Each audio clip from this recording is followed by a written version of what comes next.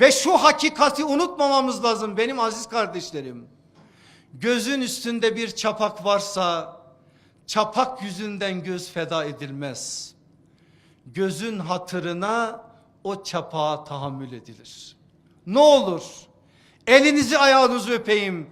Artık Müslümanlar olarak şu tahammül meselesini hayatımıza taşıyalım.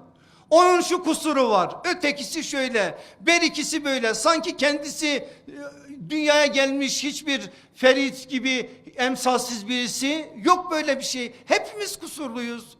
Birbirimizi kusurlarımızla sevmek durumundayız. Birbirimizi kusurlarımızla seversek eğer emri bil maruf nehy anil münker adına bir şeyler yapabiliriz. O bu hatayı yaptı, çiz üstünü. Falanca şurada bu şey söyledi, onu da çiz, ötekini de çiz, kalırsın yalnız başına. 1 milyarı aşkın, 1 milyar 700 milyon olan şu koca aileyi daraltır bir yere mahkum edersin. Bu yanlışa düşmememiz lazım bizim. Onun için doğruları ortaya koymanın da bir usulü var. Yanlışları gidermenin de bir usulü var. Evet, tasih edeceğiz. Varsa bir yanlış düzelteceğiz. Ama Peygamberimiz, ama sallallahu aleyhi ve sellem Efendimiz bu işi nasıl yaptıysa aynısını yaparak yapacağız inşallah.